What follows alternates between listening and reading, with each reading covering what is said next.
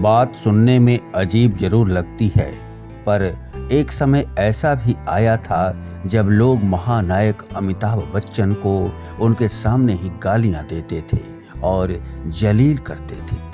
ये बातें स्वयं अमिताभ ने ही एक इंटरव्यू में कही थी। अमिताभ बच्चन ने बताया था कि 90 के दशक में जब उनकी फिल्में लगातार बॉक्स ऑफिस पर फ्लॉप साबित हो रही थीं और उनका फिल्मी करियर डामाडोल हो रहा था, तब उनके प्रति लोगों का व्यवहार बेहद शर्मनाक था। लोगों ने उन्हें जमकर गालियां दी और जलील किया। उनकी एक्टिंग से लोग निराश हो चुके थे और अमिताभ ने भी अभिनय से अलग होकर अपना बिजनेस शुरू किया, पर तब भी लोगों का आक्रोश थमा नहीं।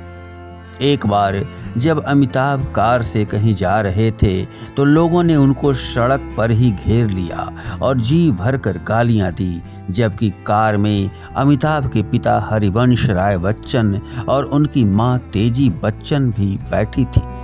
अमिताभ ने आगे बताया कि लोगों की गालियां उस दिन उनको और ज़्यादा बुरी लगी थी, क्योंकि वे गालियां उनको उनके माता पिता के सामने ही दी गई थी।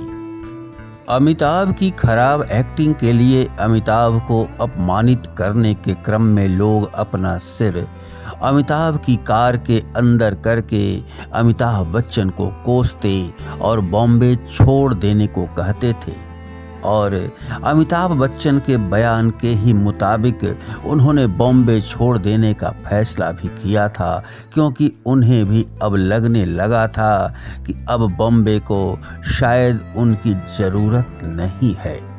पर कुछ ही दिनों के बाद हालात पूरी तरह बदल गए। गौरतलब है कि उस मुश्किल घड़ी में अमिताभ बच्चन काम मांगने के लिए मशहूर निर्माता निर्देशक यश चोपड़ा के पास गए थे, जिन्होंने अमिताभ की मदद करते हुए यशराज बैनर के फिल्म मोहब्बतें में काम दिया।